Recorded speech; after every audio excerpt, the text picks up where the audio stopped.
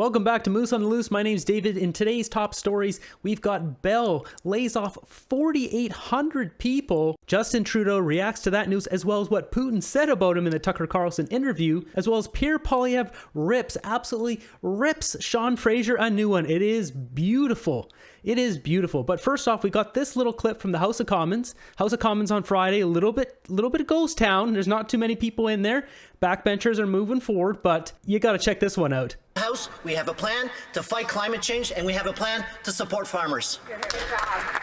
The honourable member from Sturgeon River Parkland. Well, Mr. Speaker, that's rich coming from this government that relentlessly lobbied senators to block Bill C-234. Bill C-234 removes the carbon taxes off the farmers who grow our food. And we know inflation is hitting Canadians hard, whether it's housing, the cost of fuel, and food. Everything is getting more expensive under this NDP Liberal government. And after 8 years, Canadians know that this Prime Minister is not worth the cost. And the only way that Canadians will get the tax relief they deserve is by electing a common sense Conservative government. So when will these Liberals call the election so we can axe the tax?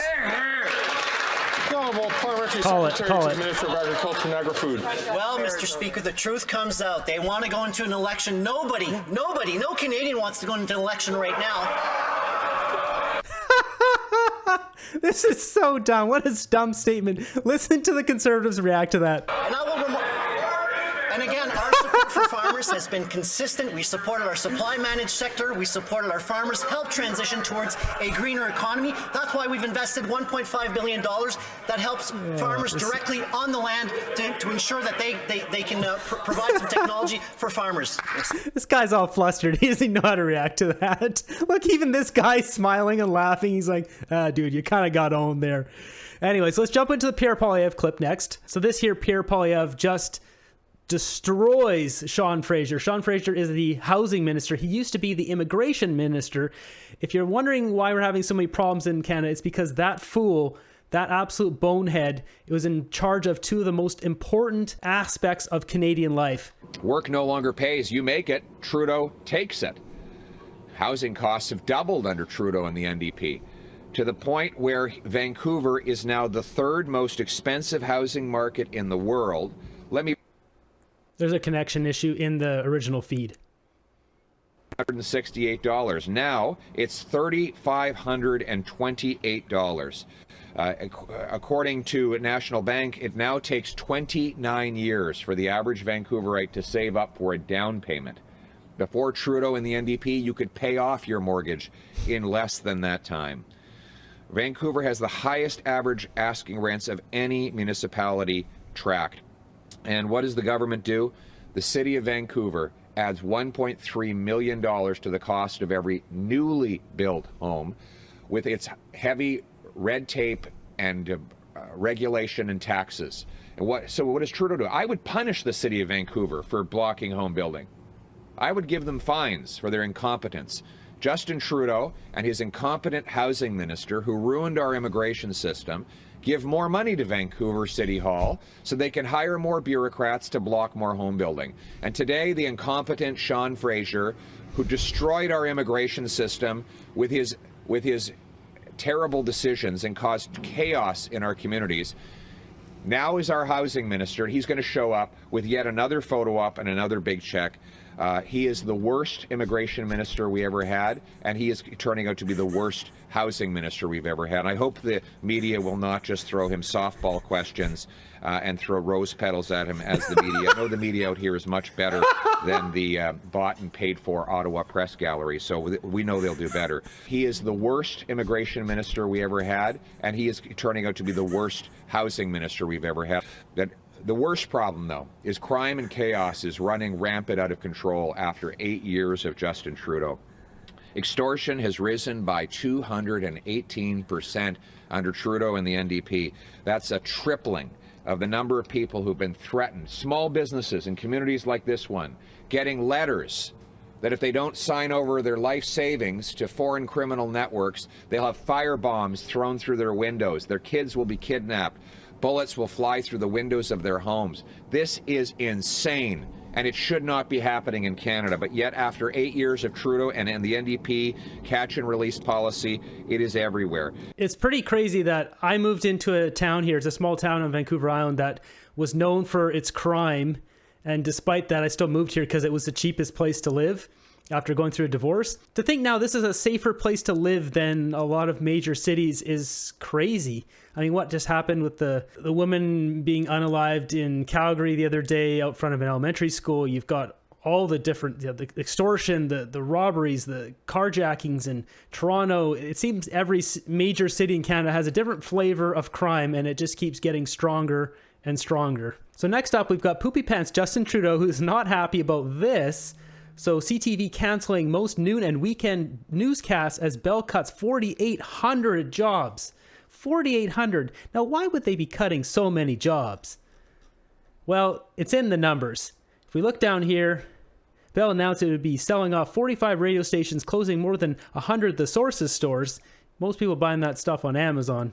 If we scroll down, they say they could save $250 million a year. The company's news operations losing $40 million a year. Revenues have fallen by $140 million in 2023. This is the same with CBC. In 2023, there was a huge nosedive, both CBC and CTV. It's because people don't trust you guys. They don't trust you. That's why they're watching me. They're watching Clyde do something. By the way, thanks, Clyde, for giving me a shout out on your live stream yesterday. I appreciate it. You got The Pleb, Mr. Sunshine Baby, Northern Perspective, Street Politics Canada.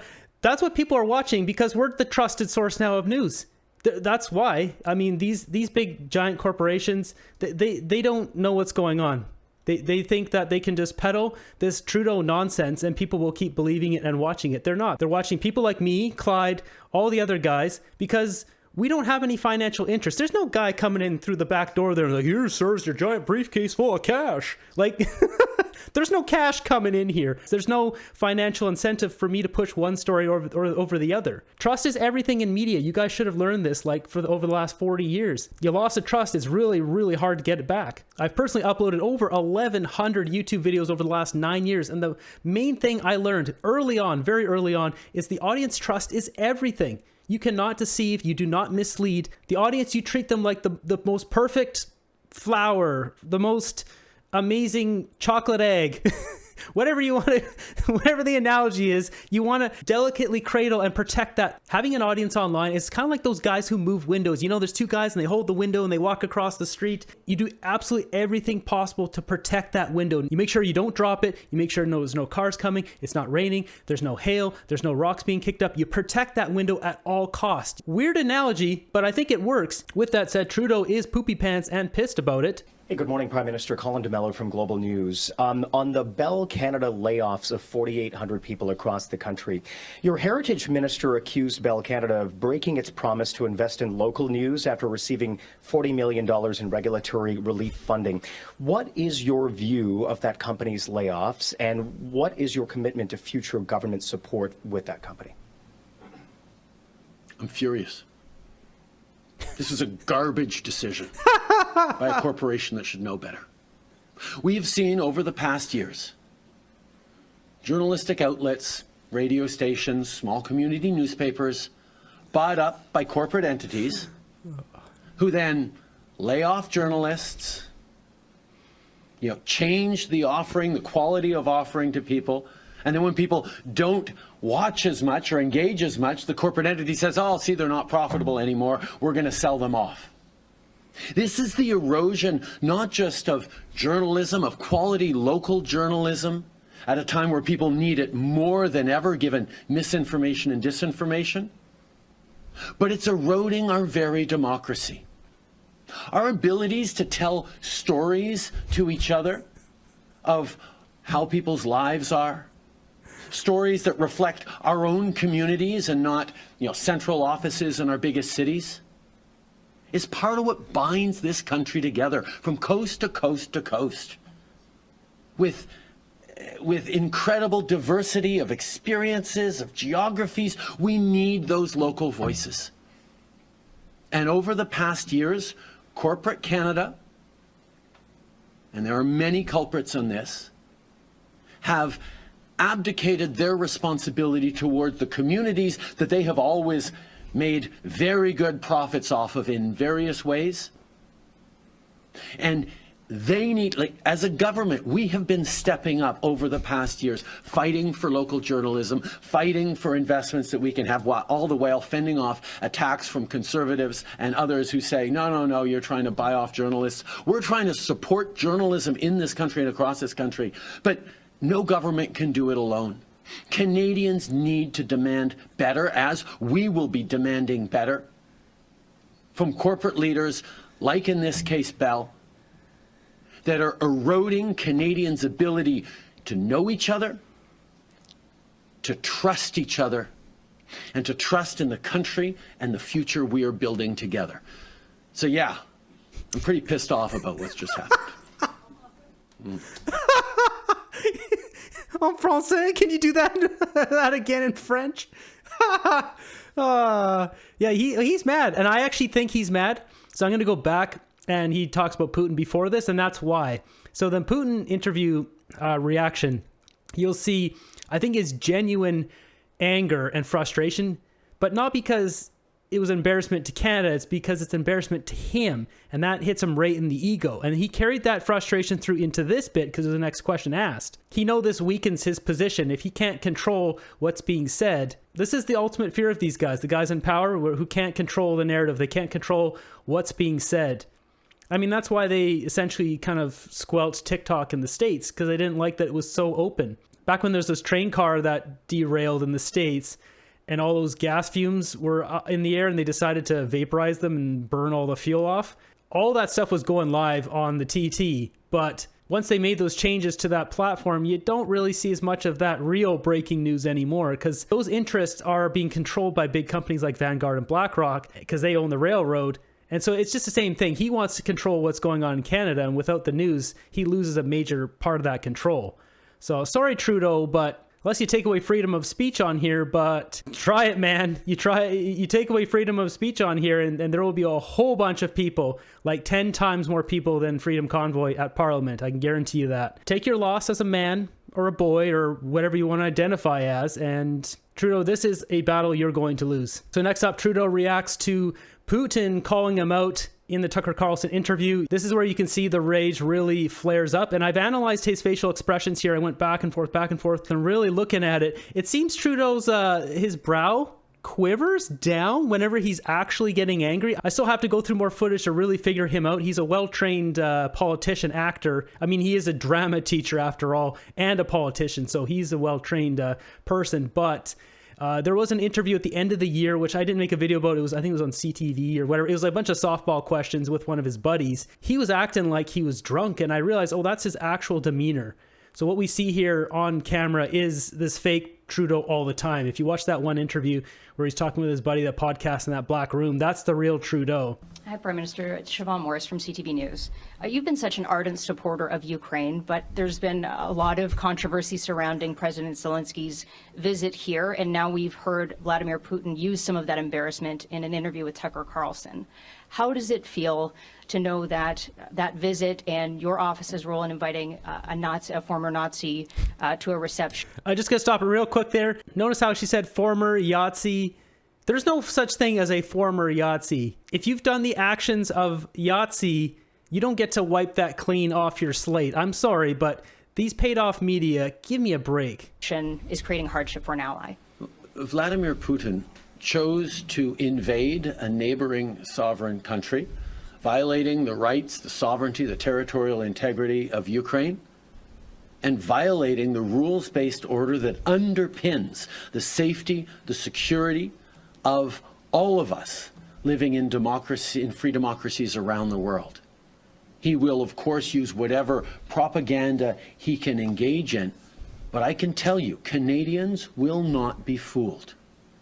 Canada stands with Ukraine, not just because we are friends to Ukraine, but because the rules-based order and the system of laws and the UN Charter protect all of us, not just Ukrainians.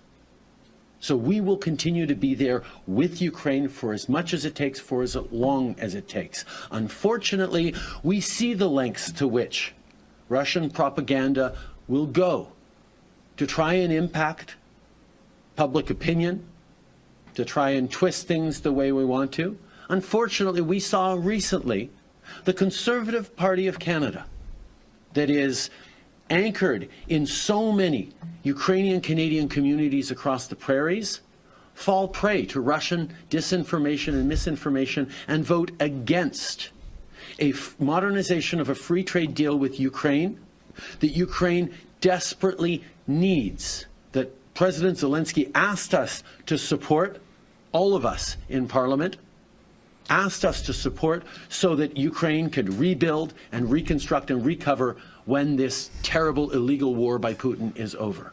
So Putin will try and distract all he likes. And unfortunately, Pierre Poilievre has fallen into his trap. But I can tell you that the Canadian government and Canadians in general will continue to stand for what is right and stand with Ukraine.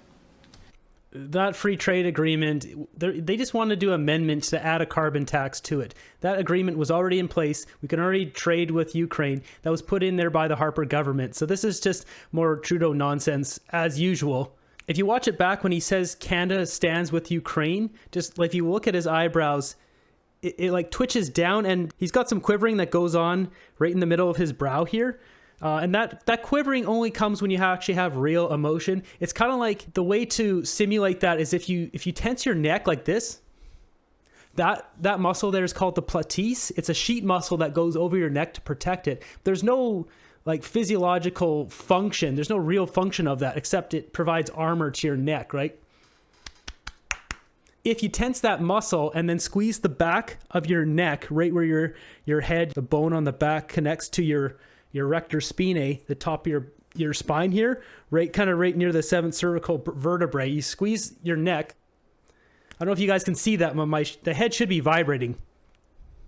That vibration, that tiny little, if you look at his brow, it's doing that same sort of vibration, but just right in his brow when he's angry. If you see his face like jitter when he's giving these drama performances, if it's actually jittering and there's quivering on his eyebrows, chances are he's actually angry. And now it's probably not because, it's for fighting for Canadians, because he never does that, but it's for his own ego. That's why this man, I think, is angry in this speech here. In the next part, he says, it's a garbage decision by Bell. It's because he still has that flushed adrenaline and he is actually angry. So that's my 2 cents there on Trudeau's little anger session there to Cpac. But what do you guys think will happen with this many job closures in CTV? And really, it's becoming clear the main source of media is on YouTube here. This is the trusted source now. Once again, there's no dude coming with a briefcase. They're not showing up. CTV and CBC, they really have no way of competing against this unless they create better content that is done from an honest place, and they've already lost the trust. So, and that's where we're going to end this video, but I want to say a big thanks to all the viewers of this channel, everyone who watches. I greatly appreciate you, as well as the channel members and people putting in super chats and the donations and all those financial things. I greatly appreciate it. I really do appreciate it. Out of complete transparency, because my business was destroyed. I guess it's 4 or 5 months ago. My last check from YouTube was $598. So try living on.